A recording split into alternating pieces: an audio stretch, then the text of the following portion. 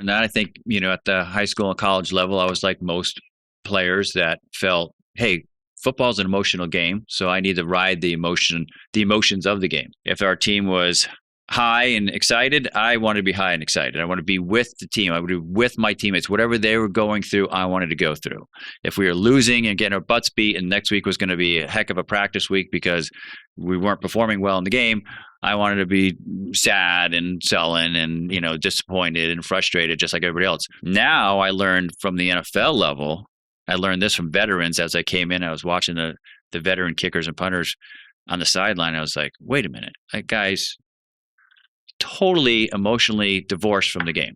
And I was like, is that right? And I learned it was right. So at the NFL level, kickers, punters, long snappers, we divorce ourselves emotionally from the game. Yeah. So win or lose, things are going great on the field or not, we're the same guy. We're on the sideline. We're paying attention to the game, but we're not emotionally involved in the game. Mm-hmm. So when it's our time to kick and punt, we can do the same skill with the same amount of energy and focus, but without a distracting sidebar of emotions trying to pull us in other directions, which could affect our performance. Welcome to the Fitness CEO Podcast, a show dedicated to helping fitness entrepreneurs launch and grow successful gyms. Here's your host, Bryce Henson.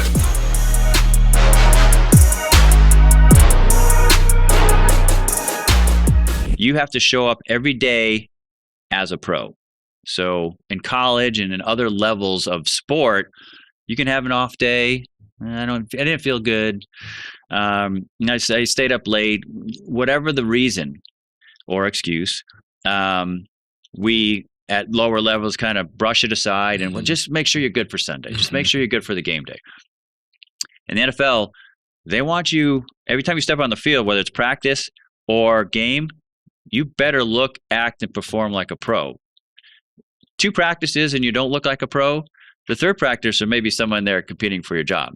And you may not even get a chance to compete for that job. You may go in and they're clearing out your locker. So the word consistency in all caps, italicized, you name it, bold print. I mean, they want you consistent, not only in performance, but in mindset and personality. So they don't want the Dr. Jekyll, Mr. Hyde guy who comes in one day and he's excited and energetic. Next day he's kind of sullen and depressed, and the next day he's angry.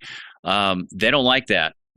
Those emotional or personality roller coaster guys. Mm-hmm. They want you plain Jane every day, middle of,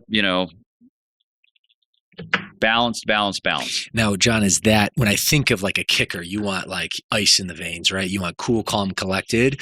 Maybe for their field players, depending on the position, but also too, consistency is just, a staple of anyone successful. Are you specifically referring to, punters and kickers, or are you talking about field players as well? That consistency, kind of cool, calm, and collected presence. Mostly kickers and punters, to be honest with you. Quarterbacks too, to some extent.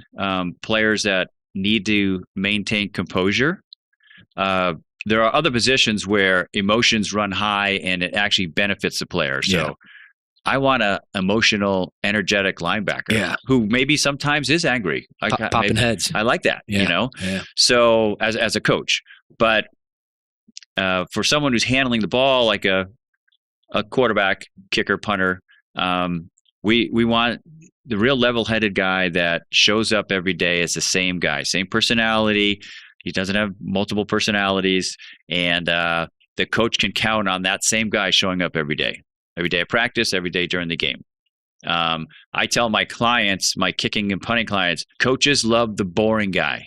The boring guy who shows up, he's the same guy every day, kicks the same ball every day, and he's just so boring but so consistent. They can sleep at night the night before the game knowing that tomorrow, Bryce is going to show up. He's going to dress the same. He's going to act the same. He's going to prepare the same, and his performance will be the same. And now that guy can rest because he's not worried that Bryce is going to show up tomorrow and be somebody else. I think that also very much translates to the gym business and our business. I mean, you want your precision athletes, your general manager, your client coordinator, your admin people who are, dealing with your clients off the mats. You want them cool, calm, and collected, high level composure, consistent as the day is long. And with your coaches, fire breathing dragons, you want them on the mats. You want the energy and the intensity. So, I think there's a lesson on consistency across the board, but also too, depending on your position, depending on your role, that ebbs and flows.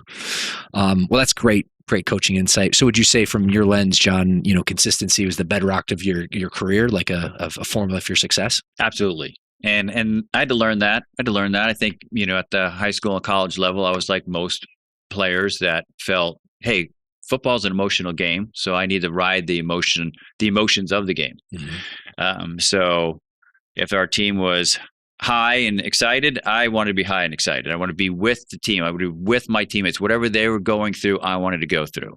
If we were losing and getting our butts beat and next week was going to be a heck of a practice week because we weren't performing well in the game, I wanted to be sad and sullen and, disappointed and frustrated just like everybody else.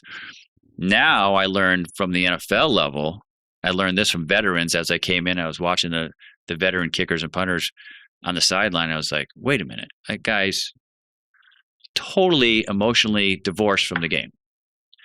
And I was like, is that right? And I learned it was right. So at the NFL level, kickers, punters, long snappers, we divorce ourselves emotionally from the game. Yeah. So win or lose, things are going great on the field or not, we're the same guy. We're on the sideline. We're paying attention to the game, but we're not emotionally involved in the game. Mm-hmm. So when it's our time to kick and punt, we can do the same skill with the same amount of energy and focus, but without a distracting sidebar of emotions trying to pull us in other directions, which could affect our performance. So I'm curious, I want to dive in this a little bit more because, in business, it's a team sport, right? Certainly athletics as well. So your role to that point of having a little bit of distance, very different dichotomy than the rest of the team. While you had to stay cool, calm, and collected in your own mental space because the level of precision and I feel like pressure for your roles is very different than the average field player. How did you maintain that separation from an emotional perspective to keep you focused in at the task at hand, but also to that point, still, work with the team because at the end of the day, you're still a team unit. So, what was that dichotomy look like? And then how did you still, make sure it was a point that you still were viewed as a critical part of the team by your other teammates? So fortunately, as you go up the ranks from high school, college, and the pro, your teammates all gain maturity, right? Fortunately. And so at the NFL level, I'm counting on the quarterback to do his best job. So whatever mindset he needs to have to do that best job, go do it. He's counting on me to be the best job, do the best job I can as a kicker. So whatever mindset I need to get that job done, he's cool with it.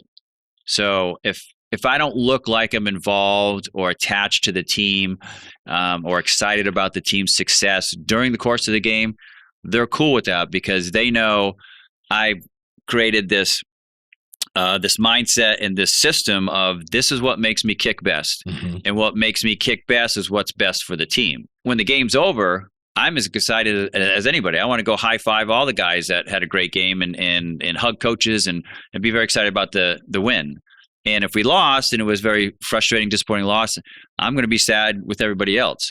But when it's game time and there's still time on the clock, I need to have the ability to go ready to kick, ready to go do my job at a high level.